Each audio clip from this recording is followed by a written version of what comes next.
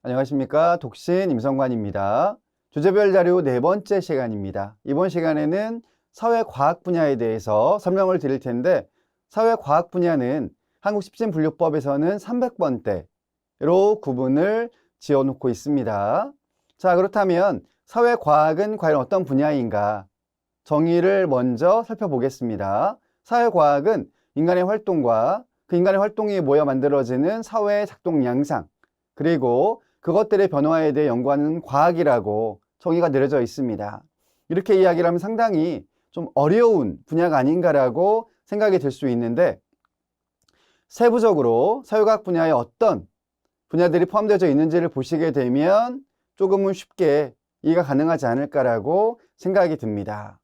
310은 통계학이고, 그리고 경제학, 사회학, 정치학, 행정학, 법학, 교육학, 그리고 민속학, 풍속, 그 다음에 이제 국방, 군사학까지 포함되어 있는데, 그야말로 어느 나라든 어느 사회든 저런 분야들이 기반을 이루고 있죠.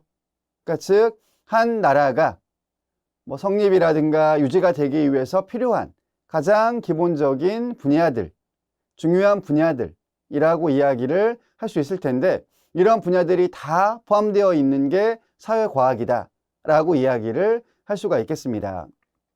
우리가 문학을 문학, 비문학 자료를 그렇게도 구분을 짓지 않습니까? 그랬을 때 사회과학은 당연히 비문학에 포함되는 분야인데, 가장 많이 활용이 되고 있는 그런 분야가 아닌가. 즉 독서 지도를 할 때 비문학 가운데에서 가장 많이 주제로 택하고 자료를 택해서 실제 수업으로 연결되는 분야가 아닌가라고 이야기를 해볼 수가 있겠습니다. 자, 그래서 사회과학 분야에서는 4개의 주제를 택해서 각각의 지도 방안들을 모색을 해 보았는데, 그 세부 내용은 다음과 같습니다. 자, 우선 경제, 그리고 사회 두 분야를 선택을 했는데, 경제에서는 경제 개념, 경제 원리, 금융 습관, 그리고 나아가서는 진로까지 한번 방안을 생각해 보았습니다.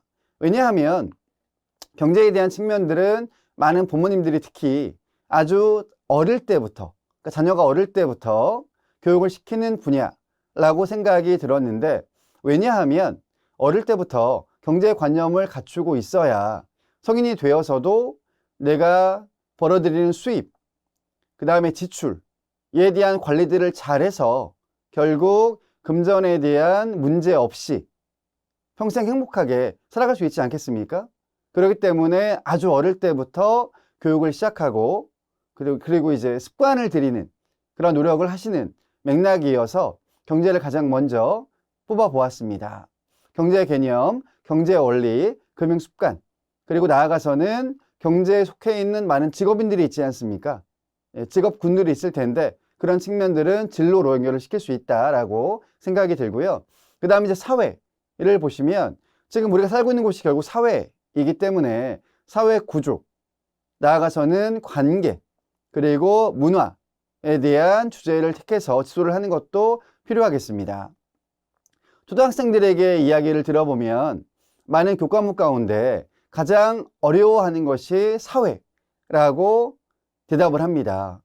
근데 그럴 수도 있다라고 생각이 드는 게, 성인들은 이미 어른이기 때문에 사회생활을 한다라고 말하지 않습니까? 즉 사회에 직접 들어가서 구조 속에서 관계를 맺으며 또 문화라는 것도 직접 체감을 하기 때문에 사회가 어렵지 않을 수 있습니다. 하지만 아이들은 물론 그들에게도 사회가 있죠. 가정이라는 사회가 있고 학교 혹은 학원 이런 사회가 있을 텐데, 아직까지는 본격적으로 사회에 나아가서 직업생활을 한다든가 등등 넓은 범위가 아니기 때문에 어려운 게 아닌가라고 생각이 듭니다. 그러므로 특별히 더 사회를 어려워하는 자녀, 학생이 있다면 저와 같은 주제로 자료를 택해서 지도를 하시는 것이 필요하겠다라는 생각이 들고, 그 다음에는 법과 민속입니다. 법의 이해, 그리고 이해한 부분들을 생활에 응용시키는, 그 다음 나아가서는 역시 진로까지 연결을 시킬 수 있다라고 생각이 드는데, 법도 뭐 결국 도덕에 대한 맥락일 수 있는데 사람들이 사회에서 함께 살아가기 위해서 필요한 측면이기 때문에 우리가 물론 모든 법을 다 알 수는 없겠습니다만 가장 기본적인 것들은 알고 그런 것들을 생활에 적용해서 법을 어기지 않는 이 민주사회의 올바른 시민으로 생활할 수 있는 기초를 만들어주는 것이 필요하겠습니다. 그 다음 나아가서는 풍속과 민속에 대한 측면인데 사회 민속 그리고 일생 동안의 의례가 어떤 것들이 있는지 또한 세시풍속 즉 때때마다 우리가 저런 풍속에 의해서 뭐 이를테면 명절이랄지 뭐 등등 이런 것들이 있지 않습니까? 그런 것들도 알고 있어야 되겠고 그 다음 나아가서는 일상 문화에 이르는 부분까지 민속학 내에서 적정한 자료를 선택해 지도를 할 수 있다라고 이야기를 드릴 수가 있겠습니다.